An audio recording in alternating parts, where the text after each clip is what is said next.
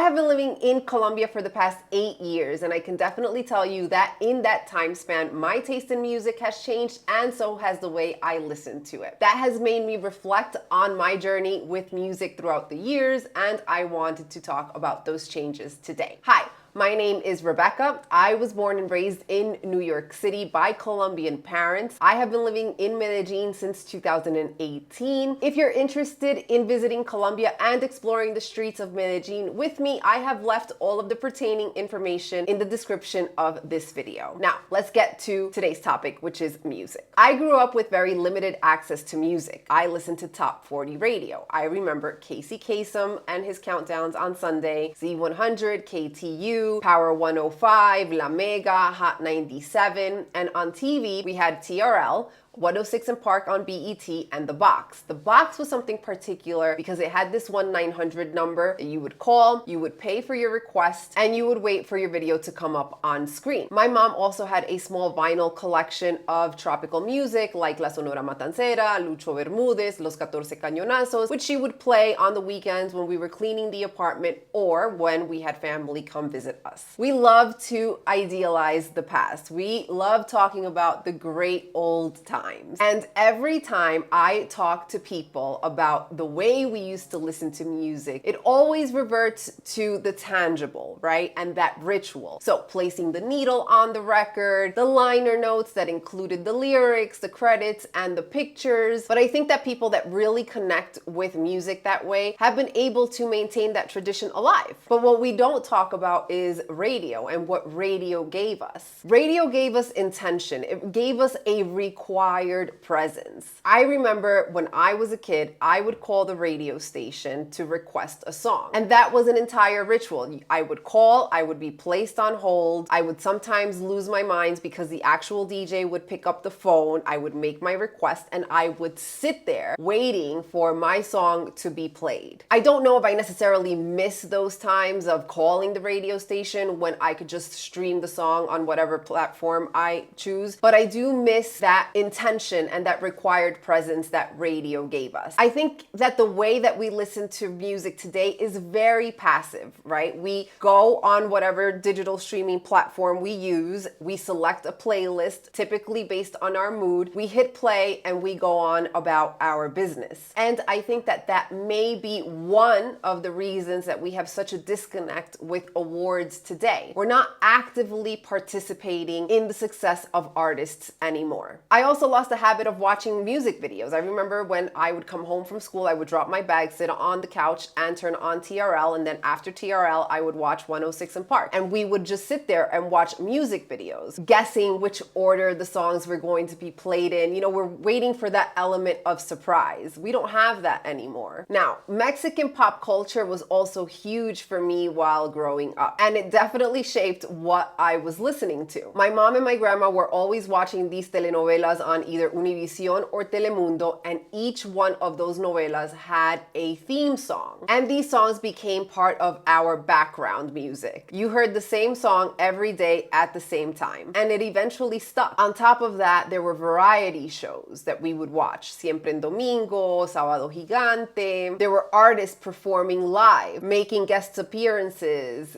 doing interviews, promoting new music. So the same faces and the same songs just kept on showing up everywhere. You know, music was a really big part of Spanish-speaking TV. It was built into the rhythm of the TV. Then we all went through the huge change of digital music, which started with Napster and LimeWire. Unlimited music for free at your fingertips. I think this was an unfortunate change for the music industry, but it was a huge win for the listener. At the same time that Napster and LimeWire became our primary source to get music from, we were chatting with people from across the globe on chat rooms, right? So we were using AIM, we were using AOL, we were using Messenger to connect with people. And sharing music became one of the ways that we expressed our identity. It was almost like ASL and a song. Chat rooms gave us a new way to experience music because it made it personal. And this gave birth to the new music gatekeepers. I remember this was the time where there was a clear divide between the people that continued listening to radio and the people that literally hated hated radio, and they would be quick to let you know that. People that continued to listen to radio, I think, had an attachment with the DJ personality and not so much with the repetition of the song. And the people that were against the radio or that hated the radio were people that wanted to prove that they were ahead of everybody else. They were the new gatekeepers. And I think that that's become the norm now, right? I don't know anybody that listens to radio today. If you do listen to radio, I'd be curious to what kind of radio station you listen to and what keeps you there. But other than taxi drivers, I can't think of anybody that, or I don't know of anybody that continues to listen to radio. So after downloading one too many viruses, I downloaded Spotify. I have a serious issue with Spotify, unethical reasons, but also because the algorithm just sucks. My daily mixes are from artists that I haven't heard in ages. The Spotify algorithm is not reflecting the new music that I'm listening to. My day list is a repetition of songs that like I might play during the day, but it's just the same songs. They're not incentivizing me to listen to new music, or they're not clearly showing me new artists. I've been on YouTube recently and I've been listening to a lot of YouTube DJs, which is cool. My Analog Journal, for example, Gia Fu and her salsa mixes have been great. And there are quite a few others that I can't remember right now. I think I experienced a major change in what I listen to and how I listen to music when I came to Colombia. While I was living in the United States, I had a very commercial taste in music. So I was listening to artists like Carlos Vives, Fonseca, Juanes, Grupo Nietzsche, for example. I have a thing with music, and I think a lot of us do, where you associate genres with locations, right? So I'm a huge hip hop fan. And when I got here, I found it very difficult to listen to hip hop in Colombia because I associated it with New York, with the steel and the concrete and the hustle culture. I don't know, like listening to hip hop here was something that I had to adapt to, that I had to learn how to do. And it took me a while to kind of let go of the memories that I had associated with that music here in Colombia. And it didn't only happen with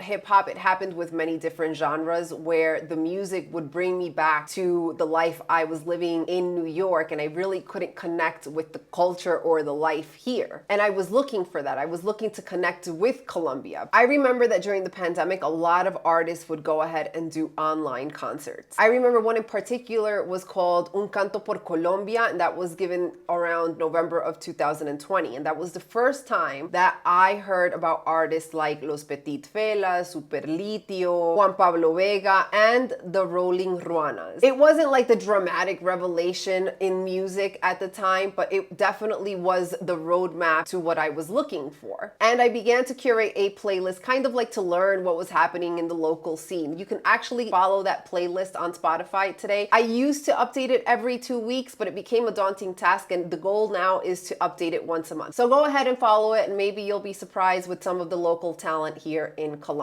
Another big shift that I went through here in Colombia was my relationship with salsa. I grew up listening to salsa romántica, so Jerry Rivera, Frankie Ruiz, Grupo Nietzsche, Eddie Santiago, Maelo Ruiz. I also listened to salsa brava like Héctor Lavoe and Willy Colón. I remember Ismael Rivera. You know, songs like El Gran Varón, Periódico de Ayer. Those were popular songs. But salsa brava just hits different here. For those of you who don't know the difference between salsa brava and salsa romántica or salsa motelera, is that salsa romántica sounds smoother. It's almost like there's this filter sitting over the instruments to bring them all together. The songs are usually about lust, love, and heartbreak, and the movement vibe is definitely very sensual. It invites you to want to dance very tightly with your partner. And salsa brava, on the other hand, is where the party is at. It has a strong percussion and bass line. There are solos and improv. There's call and response, and the lyrics are usually social commentary, humor, or street smart. And so in a sense, salsa brava is what hip hop is for us in the United States. It tells the story of the street and the people. You could literally be sitting down having a conversation with somebody and they will suddenly quote a lyric from Willy Colón or Rubén Blades or, I don't know, Ismael Rivera, for example. And following the salsa line, another huge discovery for me has been